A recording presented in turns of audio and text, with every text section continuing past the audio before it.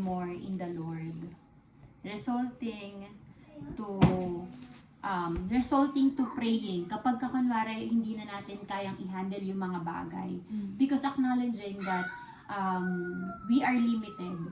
Diba? Kung limited ka, if you are acknowledging that you are a limited person, you cannot do and handle things on your own all the time, then you would know that you need a help from someone who can control everything, who is an unlimited God.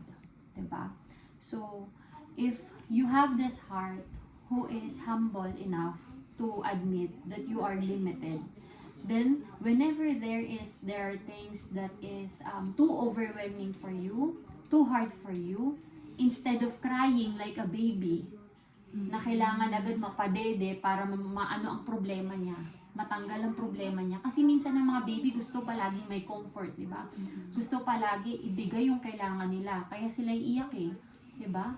But when you know, if you have a humble heart and you know that you have a God who is in control, instead of crying and being so depressed and stressed about things, instead of doing that, you will just pray.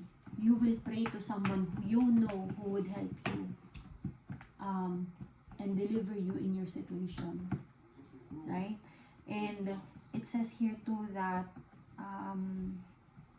we don't stress, and knowing that we are limited, we don't stress ourselves anymore in things that we cannot control.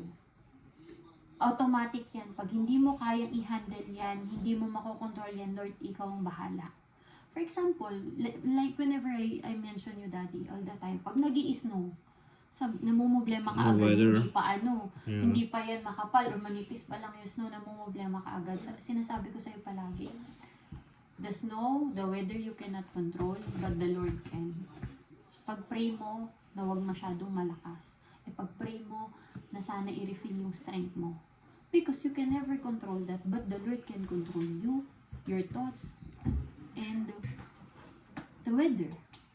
Diba? Kahit mamblema ka, dyan umiyak ka ng umiyak, hindi titigil yan. Because you don't have control of that. Diba?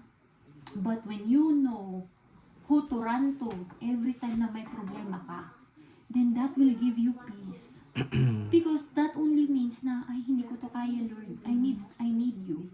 At kapag kay Lord ka tumakbo, sabi dito, O Israel, put your hope in the Lord now and always. It's an invitation that we should put our hope in the Lord all the time.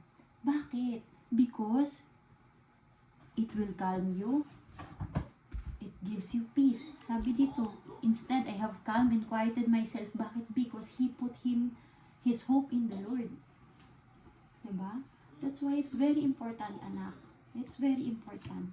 I don't know what's happening in your life, Carlene Charles, like entirely. Alam ko meron kayong mga pinagdadaanan na hindi nyo sinasabi sa amin ni daddy nyo.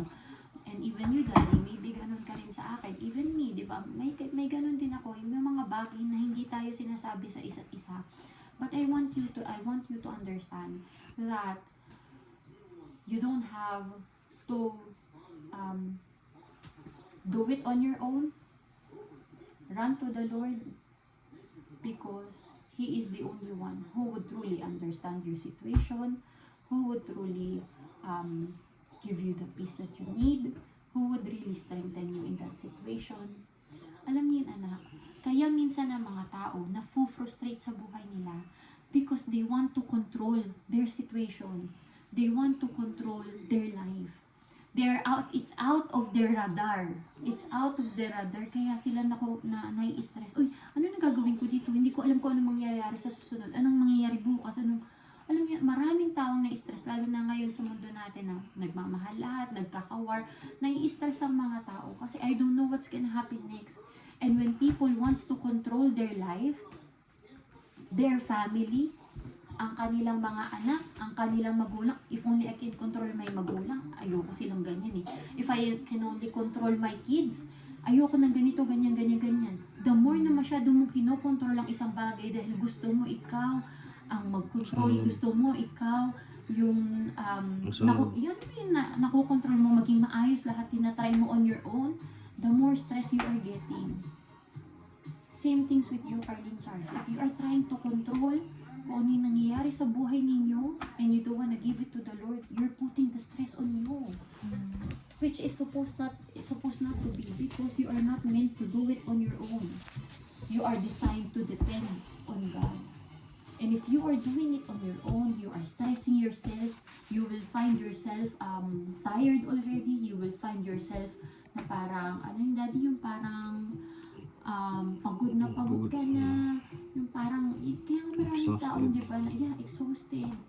Simply because you are not relying on someone na dapat nire-relyan nyo. Do not rely on us. Do not rely on your friends. They're not gonna help you. But rely on Him. Find the right person to rely to. Because it's either it will give you hope or it will stir up your heart.